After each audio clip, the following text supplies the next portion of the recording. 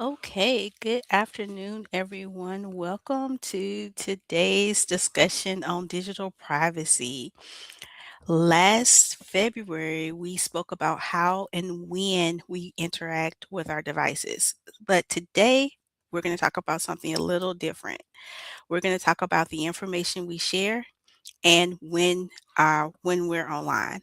So as business owners, we always want to put ourselves out there.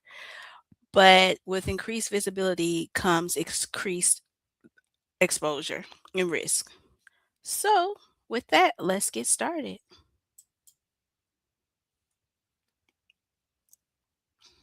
And I am looking.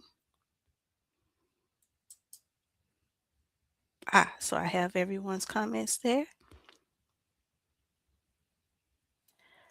So, there is so much that we can discuss on the topic of digital privacy. But today, we're just going to talk about what digital privacy is, why we should care, and then we're going to talk about 5 habits and what we can do, our next steps, and then we're going to wrap up.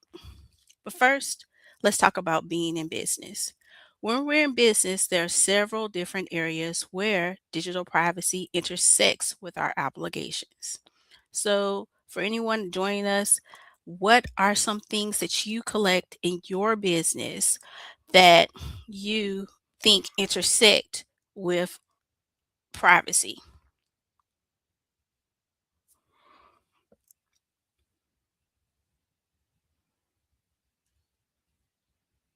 Okay, so I see someone said emails. Something else may be client data. Also, we have contact lists, we have photos, we have documents. So there's so many different things that we have. And depending on the type of business we may have even more sensitive data. We may have health data, we may have financial data. So it's interesting or important to think about that how that intersects. Oh, yes, somebody just said phone. Walton said phone numbers and location. So, how do you personally feel about data privacy? Why do you think we should care? Do you even think it matters? And while everyone's answering that, I'm going to do some rearranging here.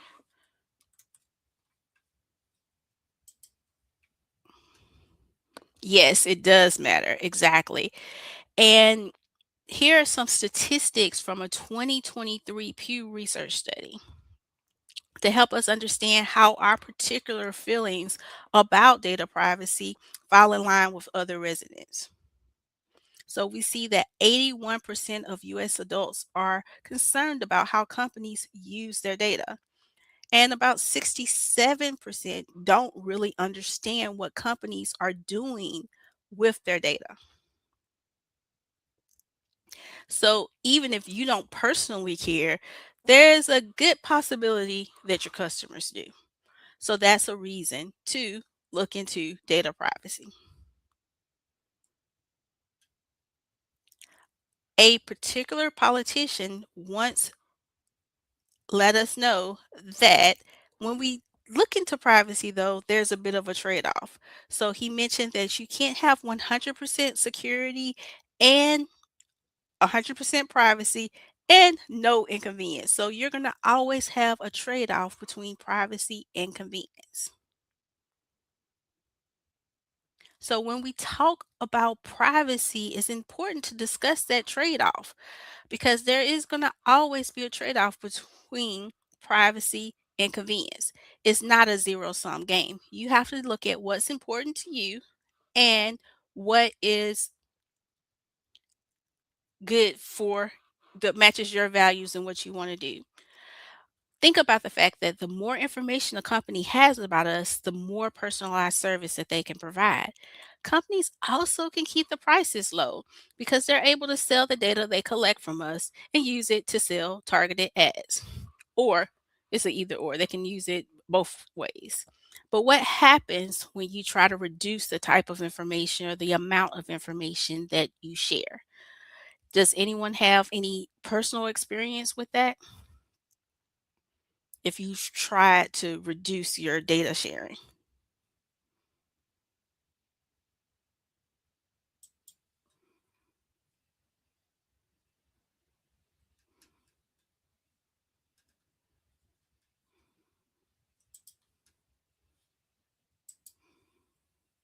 No experience? Well, a lot of times when people try to reduce their data sharing, it's confusing. They can't figure out what to do. Or it's inconvenient, like things stop working, or it just seems impossible. It's like there's absolutely nothing I can do. Or you take away a permission and it removes functionality for the device that you have. So, an important thing to think about when we think about privacy is that just because we are removing a particular right, it doesn't necessarily mean that things are going to work the same. And I just, so what does privacy mean? What does it mean to you when you have privacy, when you think about privacy?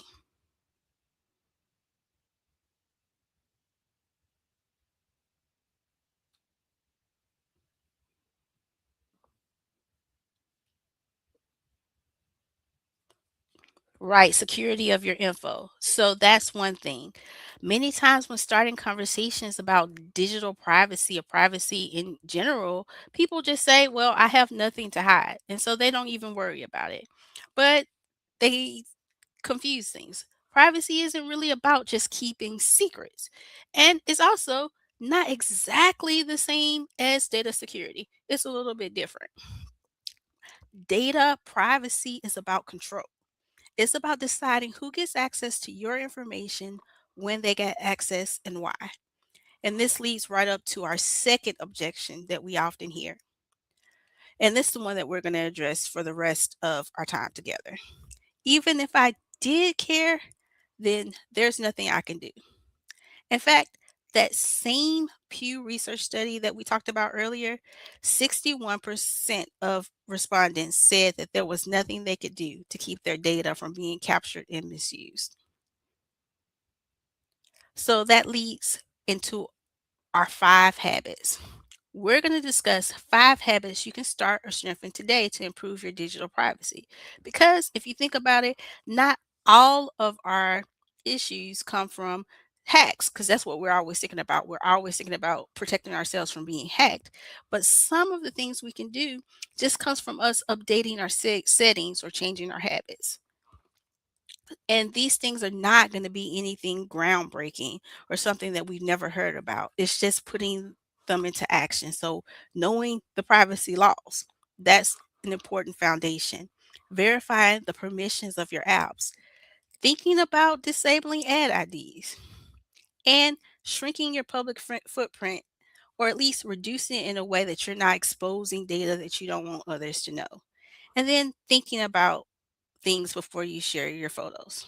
So let's dive right into that first habit. You may already be familiar with the biggest and most comprehensive privacy laws that are out there. You've probably already heard of GDPR, which affects mostly residents from Europe. But if we have customers there in Europe, we have to know about it. Also, there's the California Consumer Privacy Act and the California Privacy Right Act for residents of California. So that's where we get that do not sell my information on our websites. And then finally, almost everyone has heard of HIPAA because it affects all healthcare providers in the US. So we hear about these laws and these rules all the time. But what about the dozens or scores of additional data privacy laws that have been passed at the state and local level?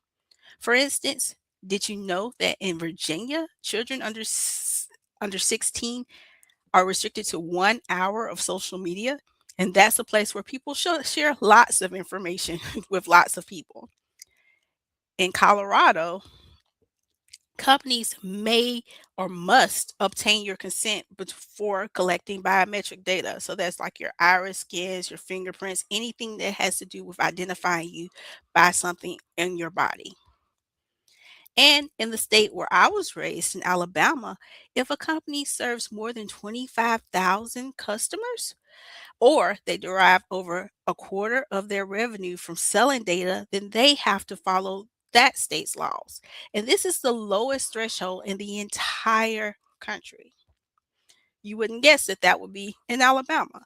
So, just becoming familiar with all these laws and guidelines is important because then you know where to move to next.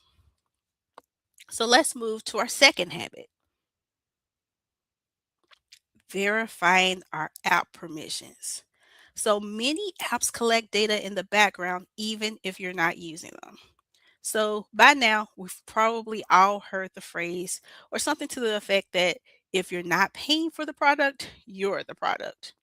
Companies like Microsoft, Google, and Meta, the company that owns Facebook, Instagram, WhatsApp, and Threads, they make money by selling the data they collect from you.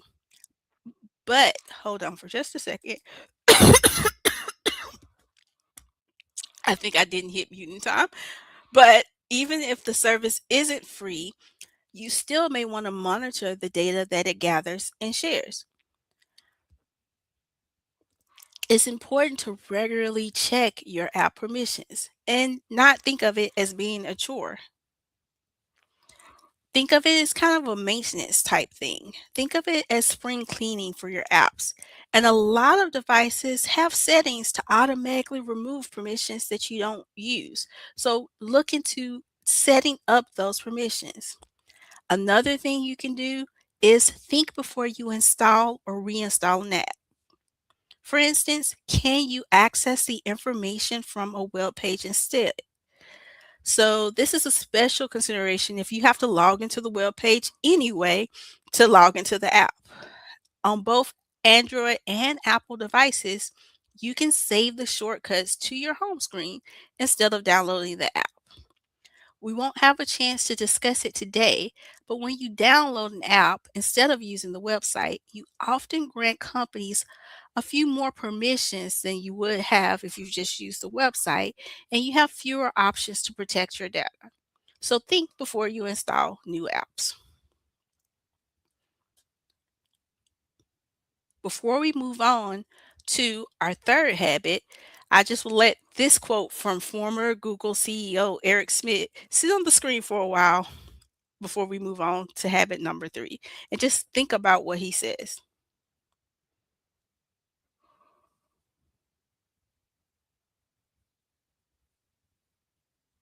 So, moving right along to habit number three, we could spend the entire 30 minutes or even maybe an hour going into more detail about app tracking.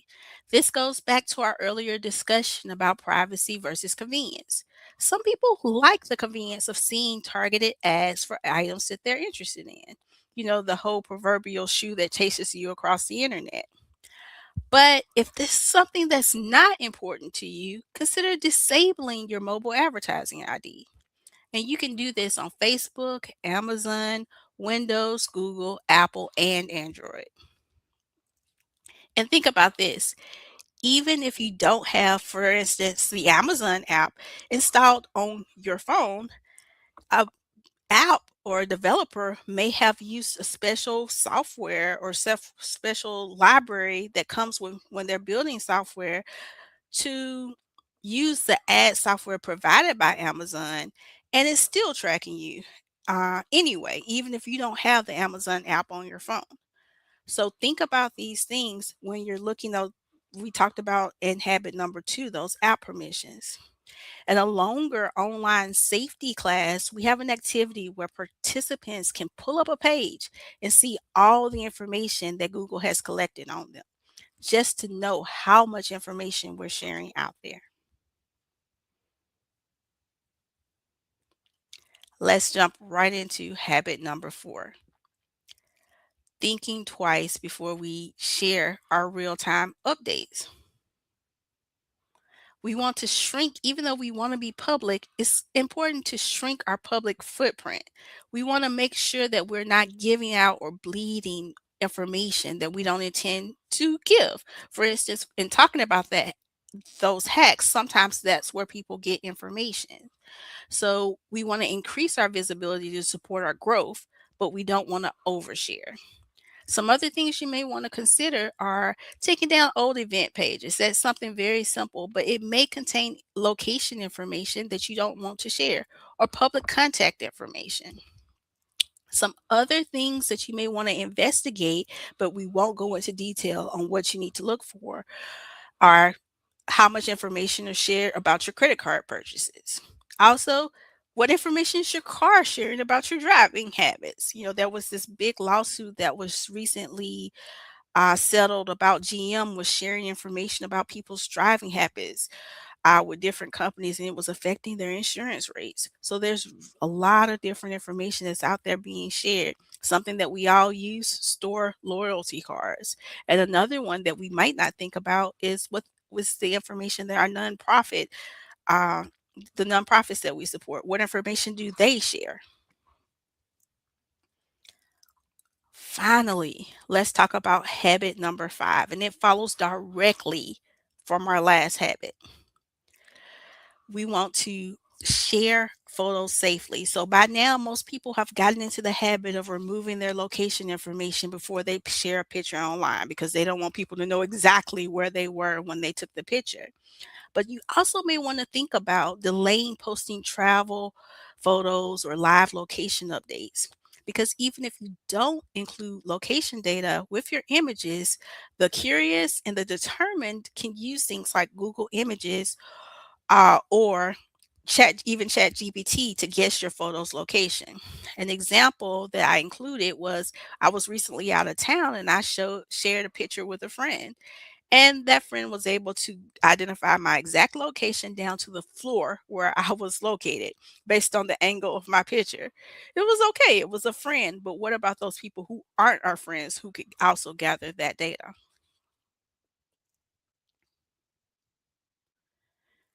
So, one more quote talking about being in business. So, the companies that do a good job of managing users' privacy, because we saw how many people were concerned about privacy, those are going to be the ones who are most successful. So, it's something that we may want to consider when we're going through our day to day in our personal lives and with our businesses.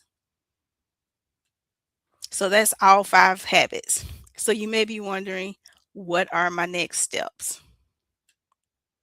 Well, what I always say is it's up to you. You have to put it into action.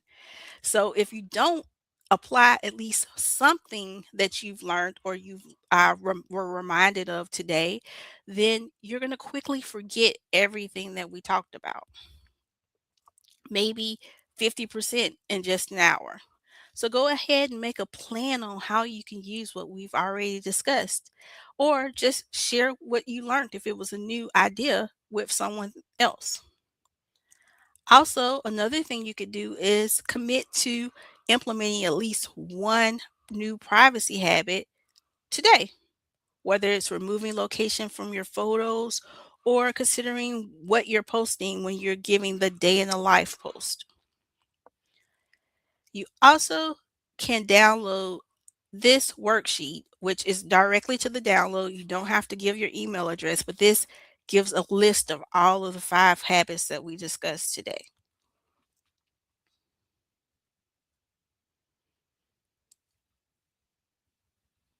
And here's one easy action. Take 2 to 3 minutes right now or just after this session ends to update the permissions for just one app. You can remove or reduce the permissions. Check location, microphone, camera, photos, contacts, anything that you want to be careful about what you share.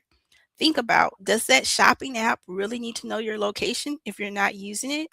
Or if you have a game, does it need to know your location? Maybe if you have Pokemon Go, but solitaire or chess, not so much.